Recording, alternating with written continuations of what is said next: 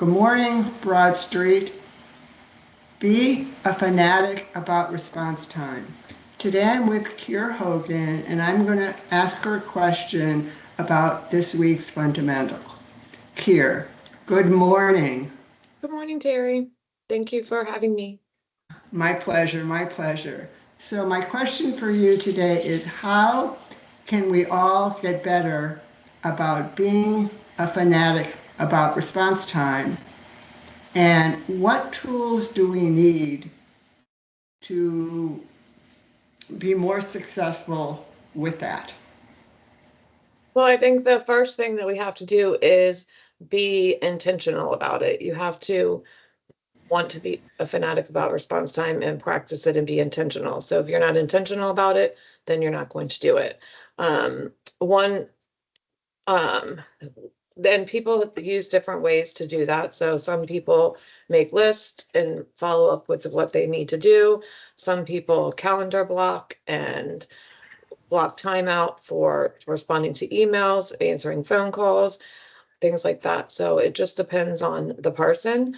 But I think that one thing that you have to do is be intentional. And then if you are the one giving the direction to someone, it's important to be clear about your expectations on when you need whatever you're asking for them to do back or completed by.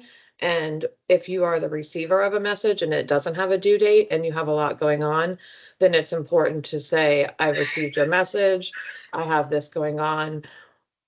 When do you need this by? And be realistic about what promises you're making about your response time.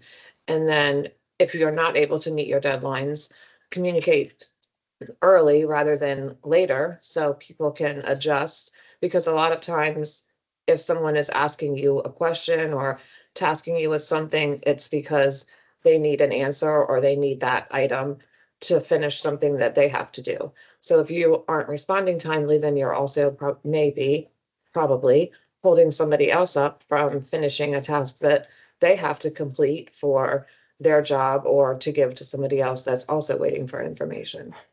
So it's just important, definitely, to respond timely. And for the tools, it just depends on what works for you.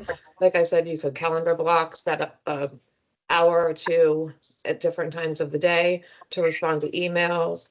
If you're busy working on something, you obviously can't respond as soon as an email comes in all of the time. Um, Make to-do lists, whatever works for you, you have to figure that out and be intentional about implementing it and following through. Thank you very much, Kier. The point that you made about being intentional is so on point, because if we are not intentional about the information that is asked of us, then it's going to be difficult for us to be a fanatic about response time. And in addition to that, when you are requesting information from someone, it's very helpful if you set clear parameters. I need this by Friday. So defining the expectation. And as you also said, different people use different tools, but we all have experienced times when people are not fanatic about response time, and we have to send multiple emails or we have to call them multiple times, and it's frustrating, and it's not the best use of anyone's time. So I think this information this morning was very helpful. Thank you for sharing.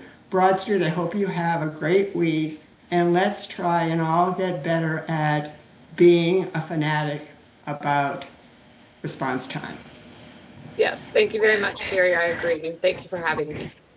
My pleasure, my pleasure.